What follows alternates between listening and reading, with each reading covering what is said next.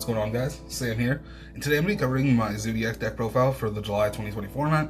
I definitely have gotten a lot of inspiration from top tier Yu-Gi-Oh! Watching his videos, and it really inspired me to kind of work on this deck and learn how it works a little bit and kind of construct it my own way. Remember to check out my links down below and check out my Snapchat, which should be appearing on screen right now. And yeah, let's get into the profile. So this is it for our Zoodiac lineup. We're playing 1 Rat here, 3 Whiptail, 3 Thoroughblade, 3 Zoodiac Ram, and 1 Cataroost. The Rat here is basically a Foolish on legs. We'd love to have it at more than 1, but this is what we got, so we'll work with it.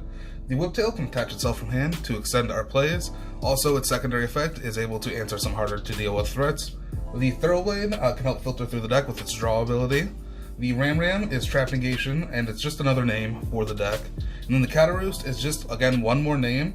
It offers protection from monster effects, and it can cycle something back if we need to later on, with its first ability where if it gets destroyed, it shuffles something back. But the main thing is we just wanted access to another Zoodiac monster, since we don't have the 3 Barrage to get into everything. Alright, for our hand traps, we're playing 3 Ash Blossom, 3 Nibiru, 2 Ghost Ogre, and 3 Infinite Impermanence. Ash is basically the best hand trap in the game. It's a great catch-all. It stops almost every deck in the metagame, at least one of their plays. So it's really huge for this deck. The Nibiru is great for combo. We just needed a good out to the combo decks. Nibiru is the best one. It's able to break some of the bigger boards that we would normally have no answer to. The 2 Ghost Ogres are here for Numeron. Numeron's a big part of the metagame right now, and I wanted to have at least something in the main deck to be able to combat that. And then 3 Imperms as just general effect negation going second, and it's pretty good if we have to set it going first. Next for the spell cards, we're playing 1 Barrage, 3 Tenki, 2 Pot of Desires, 2 Pot of Avarice, and 3 Called by the Grave. The Barrage gets your Zoodiac monster to the field. Again, we'd love to have it more than 1, but this is what we have to work with. Tenki gets your Zoos to your hand. It's just a way to search them out. The Desires is a way to refill your hand after going through your combos or to dig for your other Zoodiac monsters. It's really great if you do start with a Zoodiac monster, can go through your plays, and then play Desires to refill with hopefully some disruption. The Pot of Avarice is for the grind game. You do cycle through your extra deck quite a bit, so you're able to shuffle stuff back and draw 2 cards that way. And then Called by the Graves, we really can't get hand trapped with this deck.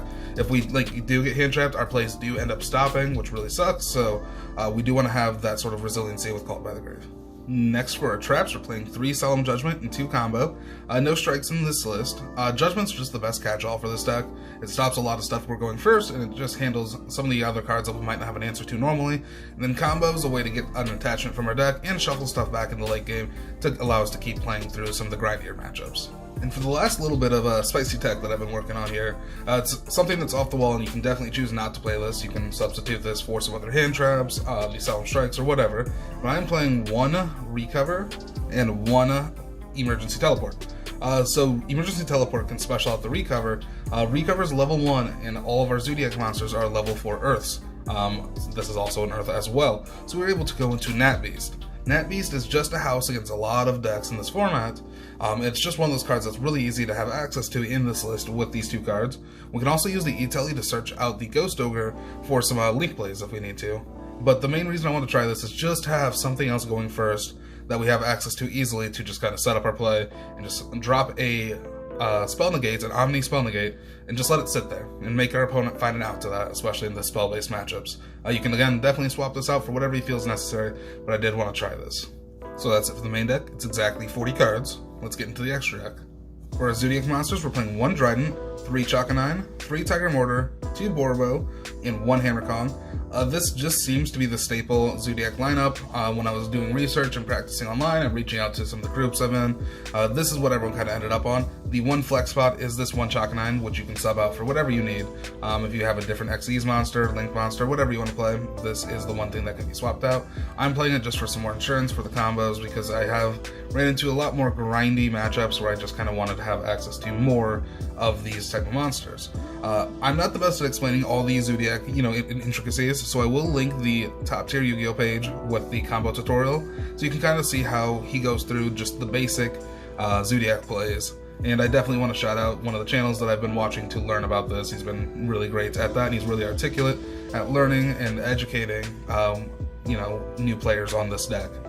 So yeah, this is it for the Zoodiac lineup. Again, check the description for the link to that video. And for our last 5 extra deck monsters, we're playing 1 Mrs. Radiant, 1 Nightmare Phoenix, 1 Infinite Track Fortress Megaclops, 1 Appaloosa Bow of the Goddess, and 1 Naturia Beast. The misses is just here as a easy to go into Link 2 monster that can help us beat over a lot of different decks. The Nightmare Phoenix is here because we aren't playing much spell trap removal in this deck, so being able to out just a problematic spell is pretty great to have, especially as an easy access Link 2. It's another good reason that we're running the emergency teleport to go into these Link 2s easily with just our normal summon and then the recover. The Megaclops is here because it is an unanswerable threat for most decks. It is extremely hard to get through in Adamancipator, and it's just a general monstrous card that a lot of decks can't answer, especially if they're monster focused decks. The Appaloosa is here just as a general negate. We can build up a big board and turn it into an Appaloosa going first, and then just set up some negates. And then the Nat Beast, as I've said earlier, with the recover and the E-Tele, it's just an Omni negate. It locks out spell-based decks pretty early on, and it makes it so you can just sit there and rely on this card comfortably without having to worry about what they're doing. So that's it for the extra deck. Let's get to the wrap-up. So that's it for the deck profile. Tell me what you think about it. I really do like Zoodiacs, especially with the way they have a small self-contained core, which allows us to play a ton of hand traps to disrupt what else is going on in the meta. It is one deck that I could see, getting some extra stuff maybe free from the ban list in the future. So it is a cool core to pick up that's not too expensive, that could definitely be a lot better here in the future. And it always gets to play with some of the new support as new stuff comes out for the Beast Warrior archetypes, such as like Tri-Brigade, which is coming out here, and the Phantom Rage, I believe.